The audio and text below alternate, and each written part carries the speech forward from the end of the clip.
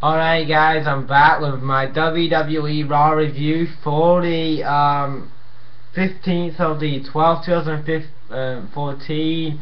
I thought that this Raw was very boring. I thought some of the matches that the WWE had on the show this week were just so boring. I think that basically I was gonna review it on Tuesday, but I just fell asleep, man. Like, I was just tired. Like, I've been like Christmas shopping or whatever, so I've been trying to get everybody Christmas presents, like my girlfriend and my terrible family I've got. So there you go. So yeah, and also my awards are supposed to do my annual awards that I do every year last night, but basically again doing some more Christmas shopping and basically yeah, you get the idea. But basically, I'm gonna do so. So, this last was Raw. I thought this last episode of Raw was very boring. I thought the matches were just so filler, like Jimmy Uso versus The Miz. I just found that a lot of filler. What else was filler on here? Like the Adam Rose Kane match was just. I don't know why they had that on the match. The Divas match had no point. The highlight reel was kind of boring. But yeah, so I'm going to get onto this review. So Raw opens up this week with Jericho coming out. He basically gets the Detroit crowd going. Also, it was in my hometown. I did want to go to this show, but I didn't know it was actually on till I think on Monday, till last Tuesday, because in my opinion, the WWE didn't advertise it much in my area, but basically I didn't hear about it on WWE.com or anything that much. But basically I only heard about it on Tuesday. A friend of mine told me about that Rob coming over here, but basically I didn't know about that till Tuesday, so obviously I didn't have time to book tickets, obviously because it was last week, and obviously the show was this week. So but yeah, I'm hopefully I do want to go to like a WWE show like next year. Like I haven't been to a wrestling show I haven't been for about 6 or 7 years, so I would love to go to another WWE show. Like I said I was going to WrestleMania this year and I didn't get to go, but hopefully maybe next year I get to go to maybe a wrestling event. I've been to those Ring of Honor shows, and I've been to a TNA show, but I've never been to I've not been to a WWE show for many years, so I would like to go again. But basically, I'm rambling on here. Jericho says that he wants his award from Fandango because obviously Fandango stole it last week, and basically he sets up a match between Seth Rollins and Cena tonight in Steel Cage, because basically Seth Rollins was whinging because he basically lost to John Cena in that tables match at TLC.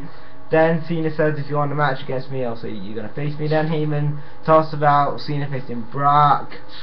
Then Jericho says that tonight it's going to be him and Heyman in a match. The fans could vote on the app. And I thought this was very pointless. Like, why would the fans vote for? Why are you letting fans vote on the app if it's not going to be an actual match and just Brock's just going to make? I didn't get that. But the first match tonight, which was Luke Harper and the Big Show versus Dolph and Rowan. This was the alright opener. I wasn't interested in this opener at all. I think these two feuds are very filler and lackluster. I don't think that they're that interesting to me. I just think they're just filler. Big Show hits a KO punch on Rowan. And then Dolph and Harper basically brawl, so I guess these two feuds are going to continue going into the Royal Rumble.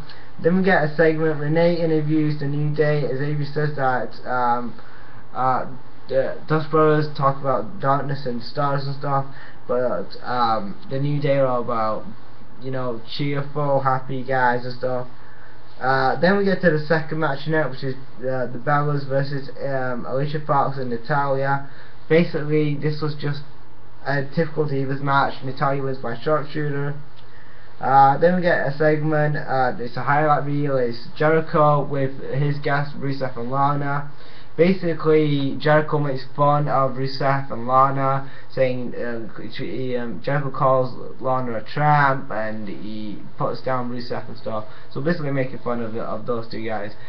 Basically, he says that there is somebody backstage who can defeat can defeat Rusev, and that is Ryback. So Ryback comes out, Ryback and Rusev have a stare down. So it kind of looks like at the Royal Rumble we're gonna have Rusev defending his US title against Ryback in a big guy match, and probably Ryback will probably beat Rusev there, and you know, and that's where I think they're going to go with that. But yeah, like I said, I thought the highlight reel was kind of boring in my opinion. Lana didn't really say that much. I thought Lana and Jericho could have had a good promo segment, but he basically didn't. It was just basically Jericho pulling down Lana, and that was the whole entire segment was. Then we get to the third match tonight, which was the New Day versus the Dust Brothers. Basically, New Day, oh yeah, Kofi was on commentary, you know, also putting over the New Day, and then basically they win with a double tag team move where Big E does his big ending, and one of the New Day jump from the top rope. They call that the Midnight. Like, you know, that's what the new double tag team move is. The Midnight, where Big E hits the big ending, and one of the other guys on the New Day goes up on the top rope and hits the other guy. So yeah. Then we get to a segment. Renee interviews the Miz. Miz says that Jimmy Uso is the tag team champion, and he says he's going to be it, stuff like that. I wasn't really listening really. Basically, and then Kane's backstage saying that Kane tells Adam Rose that he has a match against him next. Fourth match tonight is Rose versus Kane. Kane squashes Adam Rose. Moving on, the fifth match tonight, which is Jericho versus Heyman. Basically, this right here was basically WWE's way of just making Brock a badass here, where Brock comes out, he F5s Jericho. Jericho tries to hit him with a code breaker, and that was about it. Basically, Paul Heyman, the fans did vote, and it was supposed to be a street fight, but basically he says, well, I'm gonna Brock Lesnar. And basically Brock came out and stuff like that. So yeah. Then we get to the sixth match tonight, which is Miz versus Jimmy Uso. Boring match. Jimmy Uso wins with the splash. And then backstage we have the Miz talking to Naomi about her music, about recording this music, recording an album or whatever. So I guess they're gonna probably play this on Total Divas. If this is for Total Divas, if they're gonna call, if this is this feud between the Usos and Miz now is the whole, if this is just for basically Total Divas, I'm not interested in my opinion. But if it's not, well, I think this feud could be a lot better though. And I mean, I'm just so tired of these tag teams in the WWE lately. Like, some of the tag teams we got are just so filled, like the New Day, Dust Brothers are getting buried now by the WWE, and I don't like that. And I am glad though, there is some hope for the tag team division, and that is the Ascension. Yes, the Ascension will rise vignettes. Apparently one was on SmackDown last week, and then another one aired on Monday. It's basically another. I think it's just basically they say that they're gonna demolish the next tag team they come across, stuff like that. So I hope that they're probably gonna feud with the Usos. I know they feud with the Usos back in 2012 was that, and they had a good feud in NXT. And you know, I'm happy with the Ascension. I mean, they're a good team on NXT. Then we get to a segment where Renee interviewed Rollins. Rollins says that he doesn't feel safe in WWE now that the Authority aren't here, and basically he says that he shouldn't be here because he